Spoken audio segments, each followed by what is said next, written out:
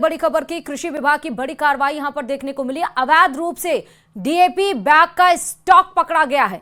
हरियाणा के रहने वाले सारूफ को अरेस्ट किया गया है। आरोपी पर मंडावरी थाने में मुकदमा भी दर्ज हुआ है। बड़ी खबर आपको बता रहे हैं, जहां पर अवैध रूप से डीएपी बैग का स्टॉक पकड़ा गया। हरियाणा का रहने वाला है सारूफ, जिसको अरेस्ट कर लिया गया है और मंडावरी थाने में केस भी दर्ज हो गया है सारूफ के खिलाफ। हरियाणा के रहने वाला बताया जा रहा है सारूफ। अवैध रूप से डीएपी बैग का स्टॉक जो पकड़ा गया है, उसकी तस्वीर हम आपको दिखा रहे हैं। देखिए, जहां पर कृषि विभाग की बड़ी कार्रवाई यहां पर देखने को मिली। और देखिए, पिछले दिनों आपने देखा भी होगा कि किस तरह से खाद के लिए खाद वितरण केंद्रों के बाहर, क्रय विक्रय केंद्रों के बाहर कितनी लंबी कतारें लगी हुई थी, बच्चे लगे हुए थे, महिलाएं लगी हुई थी, क्योंकि उन्हें खाद नहीं मिल पा रहा था, डीएपी की कमी थी। कालाबाजारी की तमाम बातें यहां पर निकलकर सामने भी आ रही थी कि आखिर सुबह 4 बजे से लोग लाइनों में लगे हुए थे। और यहां पर कृषि विभाग की बड़ी कार्रवाई देखने को मिली है दौसा से, जहां पर आप देखिए कि डीएपी बैग का स्टॉक पकड़ा गया है अवैध रूप से। बगड़ी में किसानों के द्वारा कृषि विभाग के अधिकारियों को दूरभाष पर सूचना दी गई कि यहाँ पर डीएपी उर्वरक को कुछ हरियाणा के व्यक्ति हैं जो अवैध रूप से यहाँ लाकर किसानों को बेच रहे हैं। सूचना के बाद में कृषि विभाग की टीम और स्थानीय सहायक कृषि अधिकारी, कृषि पर्यवेक्षकों के द्वारा मौके पर हम लोग वहाँ पहुँचे और यहाँ मंडावरी पुलिस जाब्ता को भी बुलाया गया। पहुँच करके 187 डीएपी इफ्को ब्रांड के जो है कट्टे वो संदिग्ध पाए गए। उनका कोई भी क्रय बिल नहीं पाया गया किसी प्रकार का, और न ही उस विक्रेता के पास में कोई उर्वरक का अनुज्ञा पत्र पाया गया। और संदिग्ध मानते हुए गुणवत्ता को हमारे द्वारा इसका नमूना भी आहरण किया गया है एवं सभी जो बैग है 187 उनको उर्वरक नियंत्रण आदेश 1985 और आवश्यक वस्तु सेवा अधिनियम 1955 के तहत कार्रवाई करते हुए जब्त किया गया है। वीसी यानी कि वाइस चांसलर का ये कैसा विरोध? दरअसल उदयपुर के मोहनलाल सुखाड़िया विश्वविद्यालय की कुलपति प्रोफेसर सुनीता मिश्रा के विवादित बयान का विरोध लगातार जारी है। और इसी सिलसिले में रविवार को अखिल भारतीय विद्यार्थी परिषद ने अनोखा प्रदर्शन किया। देखिए रिपोर्ट।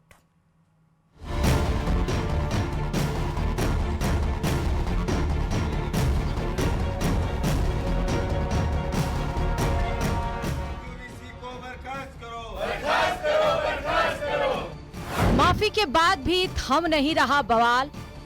एमएलएसयू के छात्रों में भारी उबाल। श्राद्ध कर्म कर जताया विरोध। 7 दिन पहले हमने वीसी मैडम की शव यात्रा निकाली थी, उसी का आज श्राद्ध करके हमने श्राद्ध किया है, जिससे वीसी मैडम की आत्मा इस सुखाड़िया विश्वविद्यालय में भी नहीं भटके।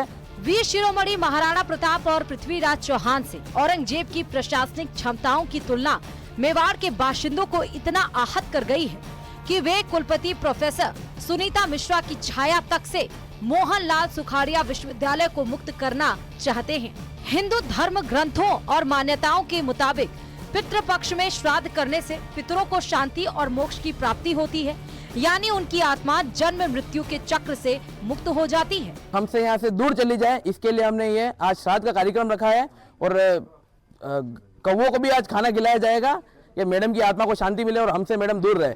रविवार को अवकाश के बावजूद छात्रों ने प्रोफेसर सुनीता मिश्रा की तस्वीर लगाकर उस पर पुष्प अर्पित किए। यही नहीं, छात्रों ने तस्वीर पर खीर पूरी का भोग लगाया और बाद में भोग ग्रहण किया। इस दौरान छात्रों ने सरकार के खिलाफ भी नारेबाजी की। छात्रों का कहना है कि जब तक कुलपति सुनीता मिश्रा को यूनिवर्सिटी से बर्खास्त नहीं किया जाता, तब तक प्रदर्शन जारी रहेगा। आज हमने अंतिम श्राद्ध के दिन वाइस चांसलर का श्राद्ध का धूप दिया है और मेवाड़ ने अब ठान लिया है कि वाइस चांसलर को मेवाड़ से भगाकर अब यूपी इनके घर भेजना है, ताकि आने वाले समय में मेवाड़ के इतिहास के बारे में कोई छेड़छाड़ न करे इनमें से। प्रोफेसर सुनीता मिश्रा के विवादित बयान पर मेवाड़ के पूर्व राज परिवार की भी एंट्री हो गई है। मेवाड़ के पूर्व राज परिवार के सदस्य और नाथद्वारा से विधायक विश्वराज सिंह मेवाड़ ने विरोध जताया है। न्यूज 18 राजस्थान के लिए उदयपुर से कमलेश तकनी की रिपोर्ट।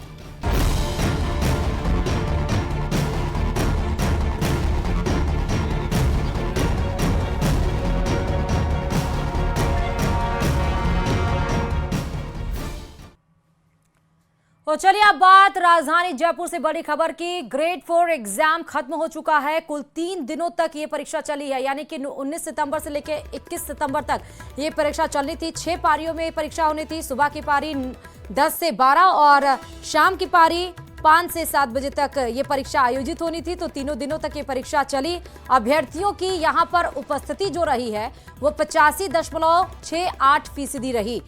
24,71,000 में से 21,17,000 स्टूडेंट्स ने परीक्षा दी है और तकरीबन 3,54,000 अभ्यर्थी परीक्षा में अनुपस्थित यानी कि एब्सेंट रहे, जो प्रेजेंट नहीं रहे।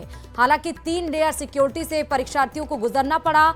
जो परीक्षार्थी एग्जाम सेंटर में 1 मिनट भी लेट पहुंचे, तमाम मिन्नतों के बाद भी उन्हें एंट्री नहीं दी गई। जब दूसरी पारी की परीक्षा शाम की खत्म हुई तो हमने आपको तस्वीरें भी दिखाई। न्यूज़ 18 राजस्थान ने बस स्टैंड पर भारी भीड़ स्टूडेंट्स की परीक्षार्थियों की साफ नजर आई। जिस तरह के लेवल आए पेपर के, सबने कहा कि काफी ज्यादा इजी थे। और चलिए खबरों में आगे बढ़ते हुए सीधे बात कोटा की करते हैं। कोटा में भी चतुर्थ श्रेणी भर्ती परीक्षा खत्म होने के बाद घर जाने के लिए बस स्टैंड पर परीक्षार्थियों की जद्दोजहद देखने को मिली। रोडवेज बसों में भीड़ देखिए कैसे अभ्यर्थी टूट पड़े हैं। अभ्यर्थियों की परेशानी देखकर इंतजामों पर सवाल खड़े हो रहे हैं।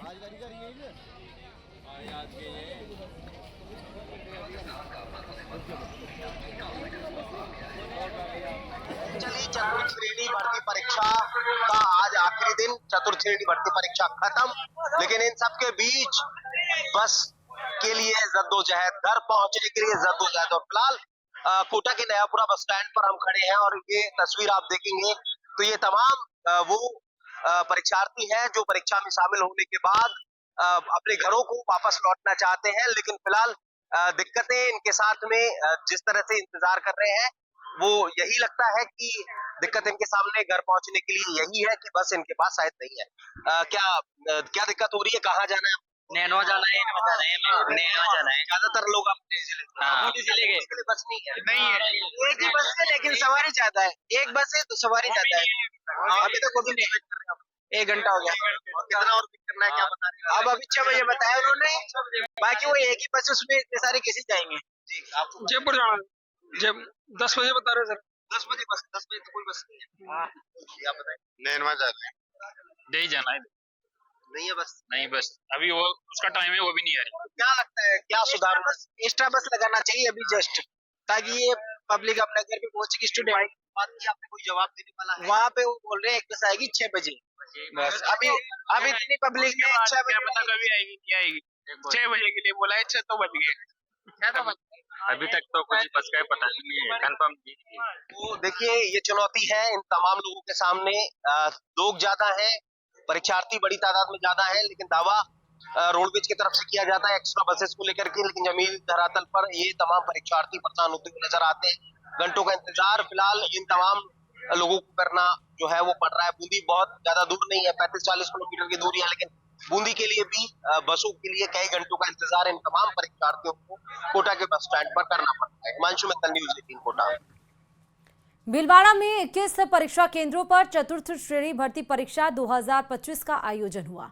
परीक्षा के आखिरी दिन कड़ी सुरक्षा के बीच अभ्यर्थियों को परीक्षा केंद्र में प्रवेश दिया गया और इस दौरान एग्जाम देने आई महिलाओं के परिजन उनके बच्चों को संभालते दिखे। सेंटर पर एक पति ने कहा कि उनका बेटा छोटा है, ऐसे में मां के बिना उसे 5 घंटे तक संभालना उनके लिए भी किसी परीक्षा से कम नहीं है।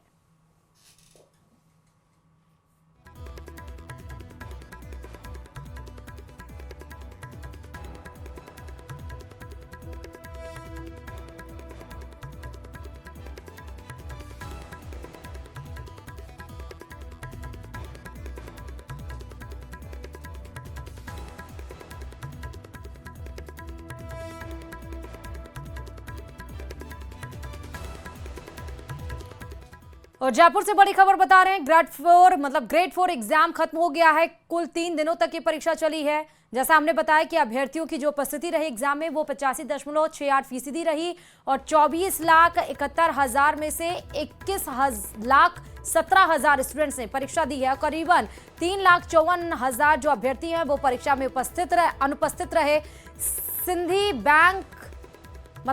सिंधी कैंप बस स्टैंड पर लोगों की भीड़ भी उमड़ी है।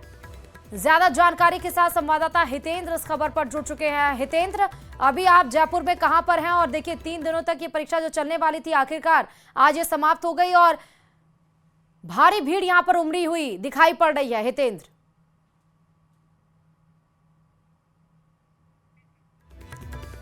तो हितेंद्र हमारे संवाददाता हैं, हम उनसे जरूर कांटेक्ट करेंगे। लेकिन आप ये देखिए कि ये सिंधी कैंप बस स्टैंड है जिसमें आप देख सकते हैं परीक्षार्थियों की कितनी भीड़ यहां पर उमड़ी हुई है, क्योंकि 19 से 21 सितंबर तक ये परीक्षा आयोजित होनी थी 6 पारियों में और 315 शिक्षा केंद्र प्रदेश में बनाए गए थे, जिसमें आप देखिए कि बड़े स्तर पर यह परीक्षा आयोजित की गई। 54 लाख से ज्यादा इसमें पोस्ट आए थे और करीबन लाखों की तादाद में यहां पर परीक्षार्थी आज परीक्षा देने के लिए पहुंचे और आज आखिरी दिन था परीक्षा का। परीक्षा समाप्त हो चुका है।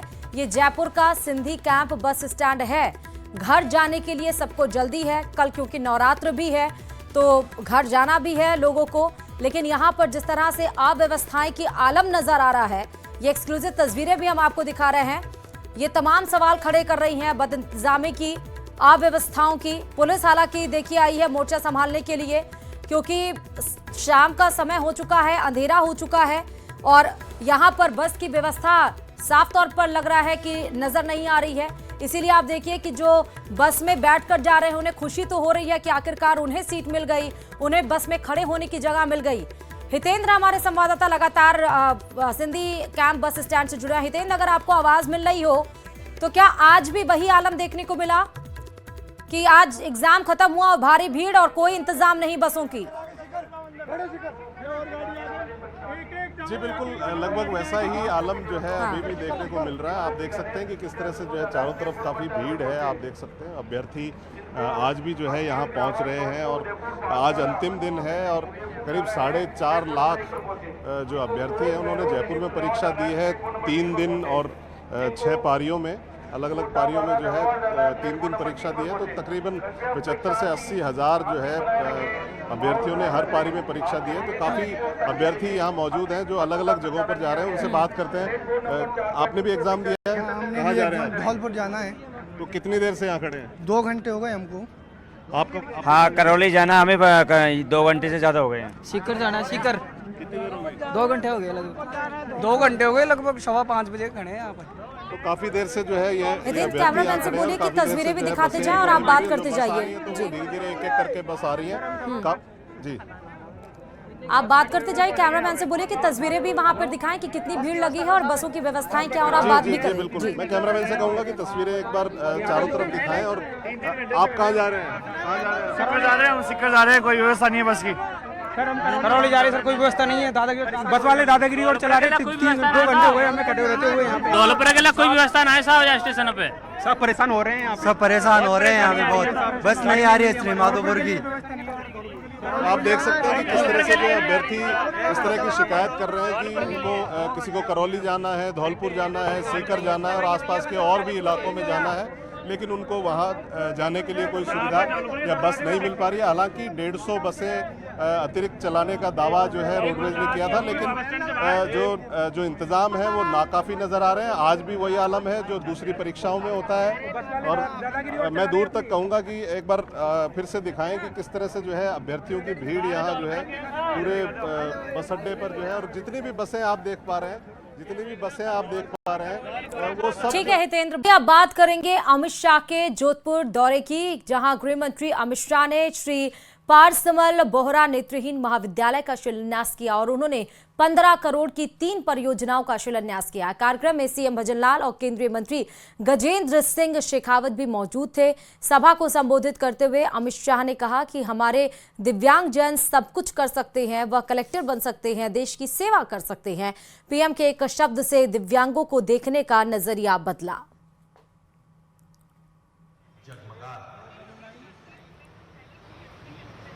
ये ऐसे व्यक्तित्व हैं जिन्होंने सेवा को ही जीवन बना दिया है। आपके पुरजोर तालियों के साथ मुख्य अतिथि राजस्थान की ही बात करता हूं। मैं देवेंद्र झांझरिया को मिला था। एक खिलाड़ी, उसकी मां के गहने भी बिक जाते हैं, और बाद में जब वो देश के लिए वर्ल्ड रिकॉर्ड के साथ पैरा ओलंपिक में गोल्ड मेडल जीत कर आता है, तब देश का तिरंगा एक दिव्यांग होता है। और नरेंद्र मोदी सरकार ने देश के सभी दिव्यांगजनों के अंदर खेलने का जो कौशल पड़ा है, वो कौशल को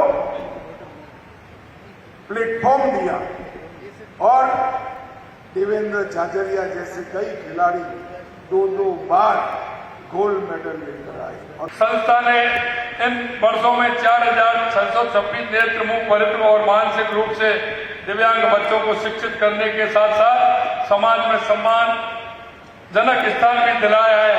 मैं इस पुण्यदायी कार्य के लिए नेत्रहीन विकास संस्थान को हार्दिक बधाई देता हूं। इसके साथ साथ मैं कहना चाहता हूं कि 2014 में सरकार बनने के बाद उन्होंने सबसे पहले देश के यशस्वी प्रधानमंत्री नरेंद्र मोदी जी ने विकलांग जो शब्द के स्थान पर दिव्यांग शब्द को प्रचारित करने का फैसला किया, वो अपने आप में एक ऐतिहासिक है, गर्मा में ही है।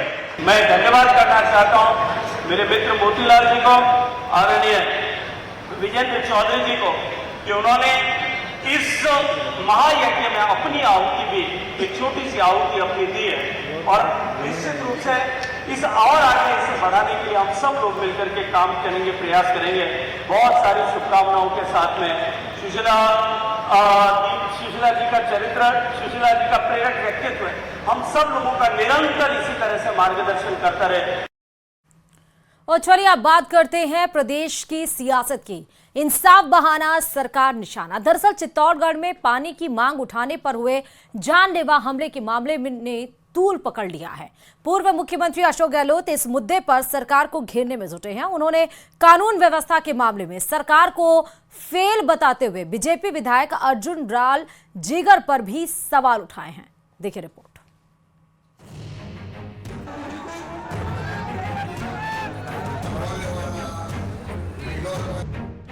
पूर्व सीएम का कानून व्यवस्था पर सवाल।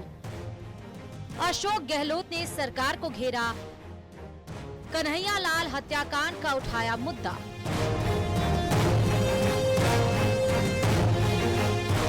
चित्तौड़गढ़ में 20 साल के सूरजमाली पर हुए जानलेवा हमले के मामले में धरना प्रदर्शन जारी है। पूर्व सीएम अशोक गहलोत ने कपासन में धरना स्थल पहुंचकर युवक के परिजनों से मुलाकात की और उन्हें न्याय दिलाने का आश्वासन दिया। बड़ी माफियाओं के द्वारा जो मारपीट हुई है, 25 से 28 तक सेक्शन हुए लोगों के अंदर, आज वो पैसा बना उसको अहमदाबाद के अंदर, तो ये पुलिस को चाहिए अभी कहते 3 लोग पकड़े गए, 2 लोगों का दम नहीं उसके अंदर, वो भी अफवाह जा रही है। इस केस को लेना चाहिए गंभीरता से। जानलेवा हमला मामले में गहलोत कस्बे में पिछले 5 दिन से प्रदर्शन चल रहा है। परिजनों ने सीबीआई जांच की मांग की है। वहीं घायल युवक का अहमदाबाद में इलाज चल रहा है। माली समाज से मैं निवेदन करूं पूरे जिले वालों से, इस मांग को बुलंद करनी चाहिए और पूरी ताकत के साथ ऐसे भ्रष्टाचारियों और अन्यायियों के खिलाफ आवाज उठानी चाहिए और आगे किसी के साथ ऐसा कृत्य नहीं हो, ये व्यवस्था पूरी करनी चाहिए। इससे पहले पूर्व सीएम ने कन्हैया लाल हत्याकांड के मुद्दे को भी उठाया। गहलोत ने कन्हैया लाल के परिजनों से मुलाकात की और सरकार पर निशाना साधते हुए कहा कि अगर कन्हैया लाल साहू हत्याकांड का केस हमारे पास होता तो 6 महीने में फैसला हो जाता। ये केस में क्या है कि रहस्य है, और मेरा जो आरोप है वो है, क्या रहस्य है कि भाई इतना बड़ा मामला देश भर में चर्चा में आ गया, हमने अच्छे ढंग से उसको टैकल किया, जो पूरा मुल्क जानता है कि भाई किसी प्रकार से शांति रही, दंगे नहीं भड़के। उस केस में केस आपने ले लिया, आपने लेते तो हो सकता हमारे को दोष लगता, आपने केस ले लिया। मेरा दावा अगर हमारे पास केस होता तो 6 महीने में, साल भर में फैसला हो जाता, चाहे आजीवन कारावास हो, फांसी हो, फैसला हो जाता। आज क्या कारण है 2 साल 2.5 साल हो गए, मेरे ख्याल से 3 साल हो गए, बताइए। अशोक गहलोत इन दिनों सूबे की कानून व्यवस्था को लेकर लगातार सरकार पर सवाल खड़े कर रहे हैं, जिससे सियासी गलियारों में नई चर्चा शुरू हो गई है। एक और जहां गहलोत क्राइम की बढ़ती घटनाओं को गिनाकर लॉ एंड ऑर्डर को बदहाल बता रहे हैं, तो वहीं सत्ता पक्ष ने उन पर माहौल खराब करने का आरोप लगाया है। Bureau report, news 18 Rajasthan.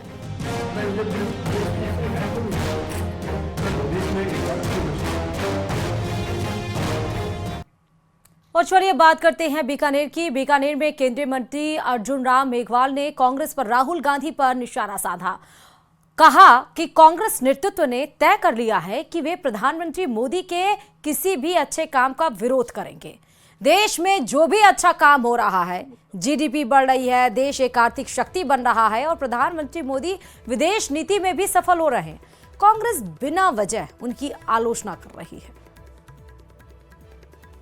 Congress के नेतृत्व ने ये ठान लिया है कि मोदी जी जो भी अच्छा काम करेंगे हम उसका विरोध करेंगे और जितने भी अच्छे काम हो रहे हैं इस देश में, हमारा जीडीपी बढ़ रहा है, इकोनॉमिक पावर भारत बन रहा है, विदेश नीति में भी मोदी जी सफल हो रहे हैं, तो उनको अननेसेसरी की आलोचना करना, भारत की जो संवैधानिक संस्थाओं को बदनाम करना, प्रधानमंत्री जी के पद को नीचा दिखाना, ये जो कांग्रेस की हरकत शुरू हुई है वो लोकतंत्र के लिए उचित नहीं है।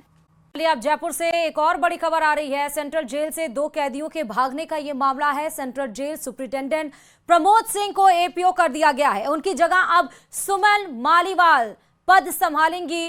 कल दोनों कैदियों को गिरफ्तार भी कर लिया गया था और जिस तरह से वो कैदी भागे थे वाकई वो चिंताजनक थी और वाकई तमाम सवाल कर रही थी, लेकिन इसमें बड़ा एक्शन लिया गया है और central jail superintendent Pramod Singh को एपीओ कर दिया गया और उनकी जगह अब सुमन मालीवाल ये पद संभालेंगी।